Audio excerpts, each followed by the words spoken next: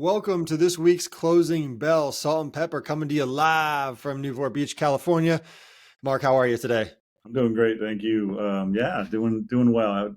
Good weeks. Always happier when the markets are up, right? So Tell that's me about great. it. Tell me about it. It's been a rough year and a half. Obviously, there's been some good points, but a lot of negativity geopolitically in the markets, in the economy. Signs are starting to show that there's some small cracks. Again, maybe nothing crazy like 08, 09, but again, showing some signs of softening, which is always good and helps the market. So, quick recap at the time of recording here, major indices, like you said, are up big this week. So, as of Friday morning here, Dow Jones up over 5%. Same with S&P, almost up 6. NASDAQ up 6.5% this week. Best week in recent memory. Russell 2000 outperforming them all, right? So small caps, a lot more volatile, a lot more boom or bust. 7.5% at the time of recording here on Friday morning, November 3rd. This is your closing bell. We are excited to be here. All right, Mark, here we go. Let's get into it. Thoughts on the market this week? What's going on? Why are we having such a big Santa Claus rally? Well, I mean, we talked about last time. October oftentimes is known as the bear killer, right? So though this year it's like it waited till literally like the last 2 days. Yeah. So it's been kind of crazy. Last week was treacherous. We had some new lows. All the indexes dropping below their 100-day moving average. That was pretty negative. And so emotions were strong. Strong to the downside. And anytime you drop below that, man, Katie bar the door. You don't know where it's going to go at that point. But we had a rebound, kind of earlier in the week, kind of just based on, you know, I think it was just oversold, at that point. But then I think the real stimulus to the market, especially in the last couple of days, was the meeting from Powell and what he said about interest rates. And they're still going to keep the door open for raising rates in the future, but they held pause this month and basically indicated to the market, through all the jibber jabbish that they're pretty much done and raising rates. So we'll see. I mean, the market has really responded, especially this bond market, where the yield 10 years dropped over 0.5%. That's incredible. Big move down, which was really putting a lot of stress really on the market for a number of months here, with that 10-year yield keep going up. So now you're 4.5% versus 5, and that's just positive for everything. So markets are reacting to that. Who knows how long it lasts, but we broke through back up through these major kind of hurdles, these moving averages, and right now NASDAQ, S&P, as of this, they've actually broke back above the 50-day. So that's really Great. positive too. So Very positive. And yeah, a before lot we of shift, positive news right there. yeah, and before we shift into to the bond market, you brought up a lot of good points. I think that we'll touch on in a second. Want to talk about earnings growth? Okay, so the last few months, we've had kind of earnings contractions, right? In the S&P 500 earnings, we actually, so as of this week. Obviously, we're kind of in quarter 3 reporting season. Lasts about 6 weeks on average. Over half of the S&P 500 companies have reported earnings. 77% of companies that have reported earnings so far have actually beaten earnings estimates. 64% have beaten revenue estimates. We've got revenue growth of almost 2%, earnings per share growth of about 2.7%, which we could see move solidly higher through earnings season. So is that playing into the most recent rally again in some maybe consumer discretionary stocks that have kind of been weak so far this year? Yeah, I mean, I think earnings right now on track for a 4% year-over-year increase. That's pretty impressive, and it's what we Yeah. talked about in prior podcasts here, or closing bell, is that that the recession, kind of in earnings is pretty much over. We had some quarters here where earnings were actually moving down, and then we talked about that was probably over, and right now we're seeing that. I mean, especially this third quarter, probably into the fourth. We're getting some really good estimates and some beats, and that's great.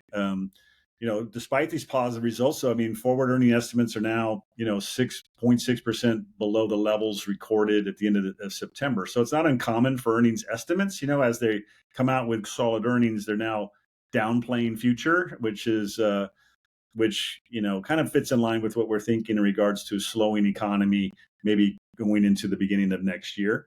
So CEOs and CFOs, everybody's kind of downplaying kind of the future, which I think is in line. So I like what we're seeing. It's positive. It's going to be interesting to see what happens in 2024, especially early, with what the markets, and we'll talk about this with interest rates and so forth and the inverted yield curve, but all those things are pointing to, maybe a slowdown. But right now, wow, Christmas rally, let's go. Love it. And again, we talked about this. This is historically in the stock market, the end of the year is usually pretty positive. And so I think all those combinations with lower interest rates, 10-year coming down with good earnings right now, Christmas coming here soon. And I can't believe it's Christmas. It's amazing. We're into November, Thanksgiving and Christmas again. It's crazy, but all positive notes. Don't think it's straight up, it is what it is. It's just a matter of, right now it's positive for markets on both ends. And we haven't had this. This is the other good thing. Stocks and bonds are both going up. That's a positive thing. Finally, fixed income's on the increase. Been waiting for that. Absolutely. And I think it's important for our viewers and listeners, if you're not privy to, market movements, economy, how it all kind of fits together. I think it's important to remember. So people might be asking, Mark, like, why is it that, the economy's slowing down? That's not a good thing. And the economy slows down, people losing jobs. We'll talk about unemployment increasing the way it has, it's harder to borrow, some companies might not be able to pay their debt, could be going under.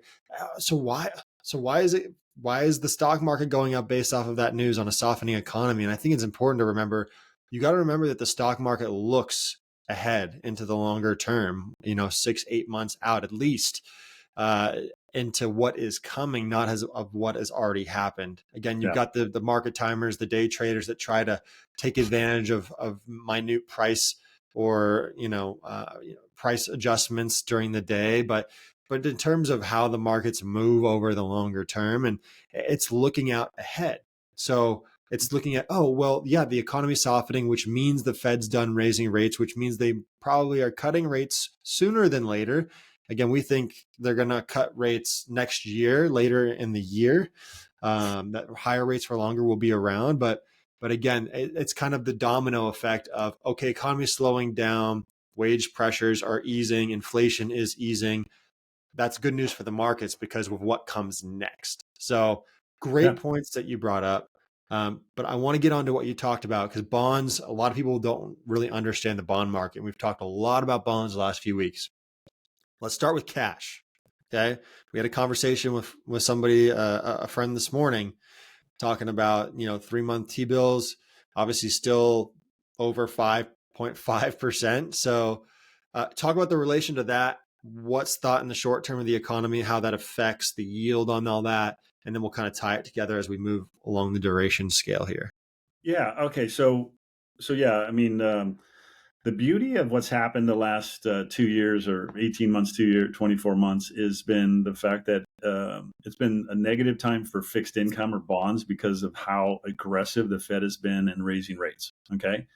So bonds had a 1 in 40 year kind of decline on principal value based on the fact that we started at very low interest rates, 2 years ago, and then significantly higher now. So all that said is that, anytime, again, we talked about the inverse relationship between yields and bond prices. So you've had a decrease in the price of bonds that were especially issued out a few years back.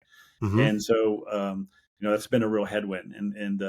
But the great news now is, it was funny because we were at an event yesterday to talk to a significantly large fixed income group that was talking about how excited. And I got to be honest, man, this, I told you, I was like, these bond guys are so boring. I mean, I think, I know I'm boring, but those guys are really on the boring side. And yet they're so giddy and so excited about having yield finally in the Yep. bond market. They actually have something to do. And so now with yield, you're looking at 3-month T-bills versus 2-year treasuries versus 5-year versus 10-year. And we've been talking about this yield, inverted yield curve, which is starting to, change a little bit. But anyway, so they're just super excited. And I think that, again, it's good for us as we're managing portfolios and giving advice, is that it's really important with all this cash on the sidelines. What's great is you can get 5+% now in cash. You couldn't do that a few years. So that's great. But what you can't do is forget about, based on your portfolio and your income needs, it's really important right now to determine how much of your, to map out your needs over the next 3 months, 6 months, 1 year, 3 years, 5, right? As you do that on the fixed income side, it'll be really important as rates continue to go down. If they do continue to decrease on the 10-year, is that duration is going to be important. You need to have money in areas that are fixed income beyond 3 months, beyond 2 years, beyond, into that. We think the sweet spot's 4 to 6 year duration right now, where not only in those you get yield, you get higher yield, but you also, as rates come down, you're getting price appreciation, and that you can't make up for. So, all of a sudden, a 6, you get into something that gives you 6% yield. That's fantastic. But if yields, if interest rates drop 50 basis points like they have, I mean, you're getting, 3+% in capital appreciation on top of the yield. So that's really important. And that's why managing your fixed income positions are really important right now, especially if we get we see a slowdown and this pause. And again, looking back at history, if you look at history where they begin to pause rates or even start talking about decreasing, it's always been very positive for fixed income. So that's kind of where we're at the beginnings of that. And so you got to be in the game in that area, not just in the 3-month T-bills anymore. I love That's it. my opinion. Again, No, for longer term money. absolutely. Absolutely. We've almost got $6 trillion sitting in money market instruments right now. Obviously taking advantage of the 5+% interest rates. Again, with that interest rate, that's going to change overnight. I mean, that is going to be cut, whether it's 50 basis points or 300 basis points, 400 basis points. And soon you're like, well, my money's making nothing again. Oh, well, now I want to increase duration and I want to go out on the yield curve and go, yeah, exactly. 3 to 4 years. It's going to be too late. You're going to miss so much of the capital appreciation potential and the new issuance of maybe whatever the treasury yields are at that point as well. So yeah, great points. Great points. Speaking of the Fed, obviously they kept rates the same. Do you have any, again, we're not market timers. We don't have a crystal ball. Any thoughts on rate cuts? 2024, later in 2024, any insight on that? I don't think they're in any hurry unless we have a major surprise recession. And again, we're not counting out a recession, especially in the beginning of 2024. No, we don't have a crystal ball. We don't know for sure. But clearly, with the inverted yield curve the way it is, it's, we may have had this rolling recession. It's just going to be interesting to see in 2024 when we get through this usually positive time. We might see a slowdown in the first quarter for sure, first and quarter to the second. I don't know if that's recession, just means it's probably going to slow down. And so thus, I think it's, important just to be vigilant and diligent to the fact that, with your portfolio, that's possibly going to happen. But again, we don't know for sure where that's going.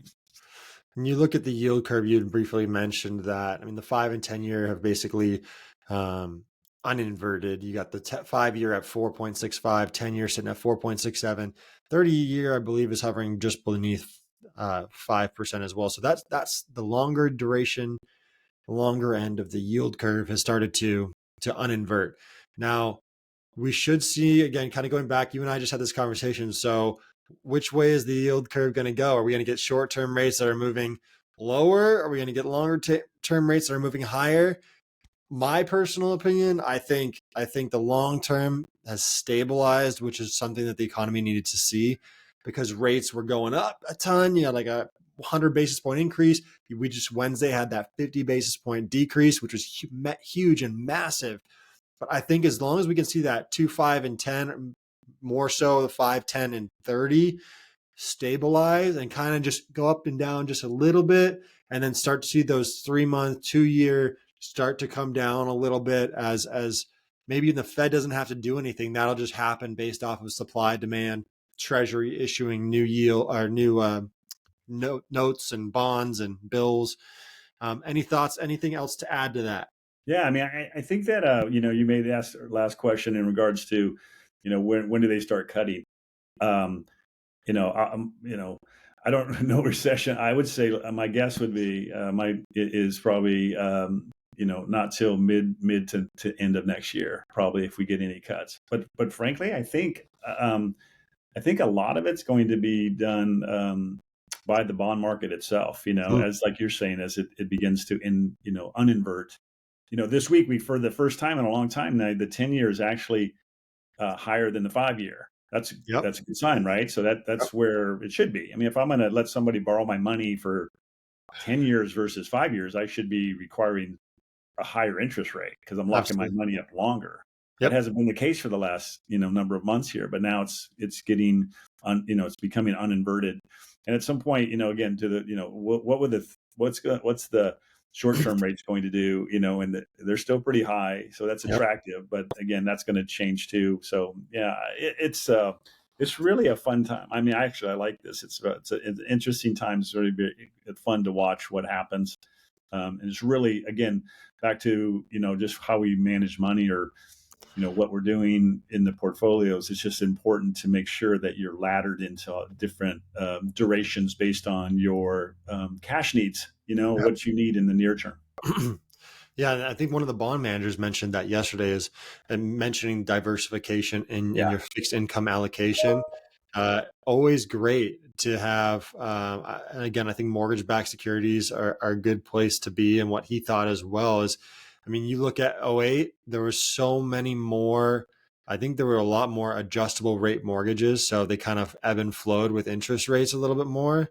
And then also, it was a lot easier to get a loan. There's no background checks, no income tests, anything like that, like we have in place now. So that's a more securing sign that, hey, it's harder to get a loan these days, but there's more vetting going on. So those mortgage-backed securities, if something were to happen, like a recession, there would be less risk on that side in terms of comparing it to the prior big recession, the Great Recession. So that's just something that I thought would be interesting to our listeners. But speaking of recession, real quick, unemployment. Okay, unemployment numbers came out this morning, Friday, November 3rd, and it's flashing some worrisome signs. I don't want to scare everybody, but there's been some a telltale sign, supposedly, according to Goldman Sachs and economist Claudia Sam, has increased by 50 basis points, so 0.50%. Then that would signal an impending recession. So I don't know if you've heard that before, but any thoughts on that? I have heard that before, and again, it's an interesting take, and interesting that I think it speaks to the fact, and then what we said going into, there's going to be unemployment numbers are always back end numbers. They're delayed. We're looking at information that's 3-6 months back. Really, I mean, it's in the rear view mirror that we're looking at. Now we're looking forward. We saw a big increase in jobs here recently. It was a couple 2-3 weeks ago, a couple weeks ago, where we got this huge amount, but we found out it's a lot of part-time, a lot of seasonal stuff going on. It's pretty clear that even the numbers this morning were softer. So I really feel like in the beginning of the year, numbers are really going to, unemployment's going to increase, and that's going to be again, that's what the Fed wants. That's all feeding into this whole idea of pause and or cuts into 2024 at some point, because that's what they're trying. That's what the Fed has been trying to do, and it's unfortunate. People losing their jobs. Nobody wants that, but again, from an investor standpoint, and from corporations, blah blah, that's what the Fed is trying to do in order to slow down inflation. So that's their way to do that. So anyway, that looks like it's happening. We'll see if that plays out. Unemployment's gone up the 50 basis points since the 3.4% in April. We have wage growth slowing down. You've got the jobs numbers, whether it's private payroll, non-farm payroll, showing signs of cooling. You're starting to see signs of spending starting to come down, even, albeit slowly. We're coming out of the summer kind of funflation months. But again, like you said, I think all those numbers are going to start trending in the direction of a softening economy, which is needed, I think, in terms of curbing inflation and getting the Fed to stop kind of tightening the screws there, and hopefully just letting the economy play out their past rate hikes that we haven't even felt yet over the past 6 to 8 months. So, Yeah, so yeah. great points. Last thing we want to touch on real quick, gold. So if you could explain to our viewers and listeners the history of gold. I'm sure the thought behind it has changed somewhat since you became in the industry. You are Salt. You've got the seasoned experience here. Well, dude, I mean, come on. I mean, so, I, I, and have you seen the paradigm shift of gold and how it's viewed, how it's used in a portfolio since you've joined the industry? well, yeah. So, it's funny. I watch TV and you get all anytime there's a lot of concern in the world, like with what's happening in geopolitically in the Middle East right now. Any kind of what looks to be a disaster, the commercials are all about buying physical gold, right? I mean, it's been like that for years. And there's nothing wrong with that. It's just funny because to me, it's all very fear oriented. It's sold on fear, blah, blah. So, look, we left the gold standard as in 1971, Richard Nixon. Prior to that, we were, as America, we were tied the dollar to the price of gold. And so going back to the early 20th century, a dollar was, $120. $1 would get you 1/20th an ounce of gold. Yep. So you had to have $20 to get a full ounce of gold. And so, that's when we were tied to the gold standard. And right currently, there's nobody in the world, no country in the world that's tied to the gold standard. And because we've all moved to fiat money, and we did in, like I said, 1971. So, there's advantages and disadvantages of both. But bottom line is, what I've found in in this whole area is that it's all based on supply and demand. At the end of the day, one proponent of the gold standard is that, hey, you have a fixed rate of gold based on the weight, the price of gold based on weight, which isn't actually true. It was funny that, because you're gonna, that way you don't have inflation, because the negative thing to fiat money is for governments to be able to actually create or print more money. And that's been the recent concern, is we had such an increase lately in the money supply that the government has actually printed more money, increased the M2 supply. Yep. And so that gold proponents would say, well, that's a big negative, which it is. It is a big negative. It's been going, recently, I think, was 1 trillion they just took out of the money supply here recently, and they're trying to bring that back. And that is a negative to the fiat money situation, because you can print your way out of trouble. I mean, look at some of these countries that have done that, and they just basically, inflation has gone to hyperinflation, and then you're in big trouble. Yep. So that's the concern there, and that's and we've seen that again recently. But if you had a gold standard, interesting, in the 30s, Roosevelt, during the peak of the recession, actually changed the price of what a dollar could buy an ounce of gold, from 1/20th to 1/35th. So it was a 60% decrease in the value of the dollar overnight, even under the gold standard. Jeez. So all that to say is that I think sometimes, the gold bugs, there's nothing wrong with gold. There's nothing wrong with buying physical gold, but don't understand what you're doing. We think it's a good fit. You can buy ETFs. You don't have to necessarily have physical gold to get the increase of value in gold. I mean, 5% of a portfolio, you can buy an ETF GLD, or if you want silver, SLV, or platinum. You got all kinds of ways to buy things, buy investment instruments that'll benefit your portfolio. Because they're tracking the price of that particular commodity. So that said, I think there's ways to do it. There's a lot of, anyway, I think it's all based on supply demand at the end of the day. It's all based on supply and Yeah. demand. And so, even the dollar now, even though it's fiat, it's trading daily. The value of the dollar Futures and all that too. daily, which, by the way, we talked about here recently. The value of the dollar has just really been dropping. In the last 2 days or so, when interest rates are coming down, now the dollar's coming down, which again helps our international investing. That part. Good So point. I think commodities like gold can be very positive for a portfolio, but I don't think to lock your money up in physical gold, my opinion, to where I know people that have it and they're trying to figure out how to get out of it, and it's not that easy to liquidate. And Liquidity. Yeah. so which I like about the buying the ETFs or whatever. If you want to have asset allocation to that area, have liquidity, keep your liquidity. That's what's most important, to be able to get in and out something. That's my opinion. No, that's good. So I want to talk. So I have pulled up the return charts on GLD, SLV, and the S&P 500 movement over the past 10 years.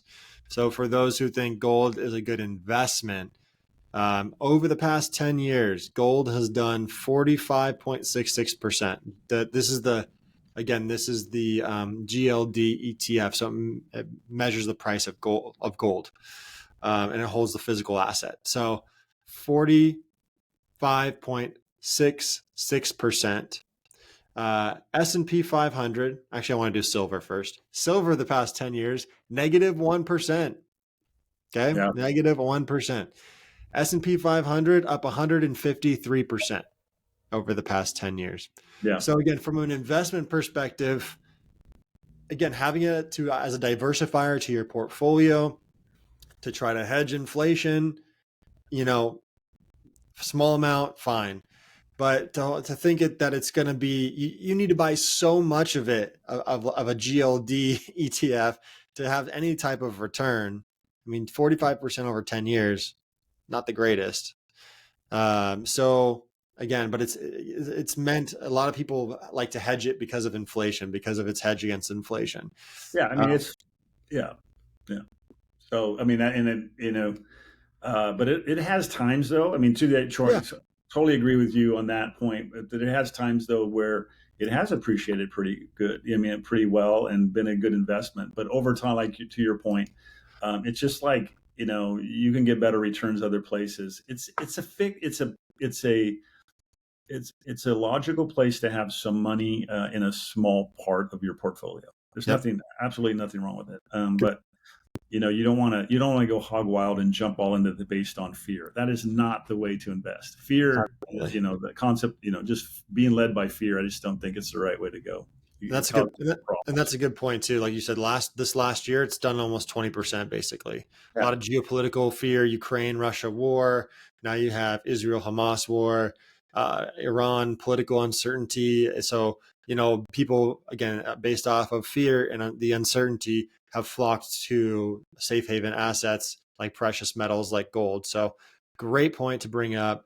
Again, there's different reasons to own it. It's hard to offload. It's illiquid. But I just thought it's interesting to talk about gold for once. It's, my grandparents always like, buy gold. And my dad says, buy gold. I'm like, dude, no. Like it's a little different. Again, owning it in a portfolio compared to physical assets. Physically, it's hard to offload. You got to get a gold dealer, and then the price fluctuation. You don't really know if you're getting market price, because are you a gold expert? No. So it's easier to get taken advantage of. And if the world goes to heck at that point, I mean, gold is, trading gold at that point, I don't think that's going to save anybody. It's it could be an interesting time. I always go back to Waterworld. Did you ever see Waterworld back in the day in the movie? Kevin Costner? A long time ago. That was my favorite movie when I was a kid. But basically, if you haven't seen it, it's the world's covered in water. Everyone lives on like floating boats or floating islands. and they barter with like sand, like dry sand and tomato plants and food and water. So, I think if the world were to go to heck at that point, you'd be bartering with everything you had. So, and gold at that point. I mean, Yeah, it'll I'm be more reading of a bartering tool, but bartering's a great. I mean, that's a great example, and it's interesting. You go back. I'm reading a good history book about the founding of America, and that was some of the early the colonists when they came in. I mean, they bartered everything. I mean, yep, anything. They were just wood, lumber for food, or whatever it is they had. You barter with somebody else who didn't have it. And it's kind of that's how money works. I mean, it's the yep, price of whether it's fiat money, a dollar. It depends on how much how many goods and services it can buy you at a certain time. absolutely. And gold fluctuates like that too. I mean, so it can. So anyway, it's an interesting conversation. Again, I feel like a lot of it's just built on fear, but there is a place for it. Can be a place for it in the portfolio. Good. Well, that's Absolutely. the last of this week's closing bell. Thanks so much for listening, everybody. We'll be with you next week. Have a wonderful weekend. Get outside, get some sun, and we'll see you next one. Have a good one. Take care.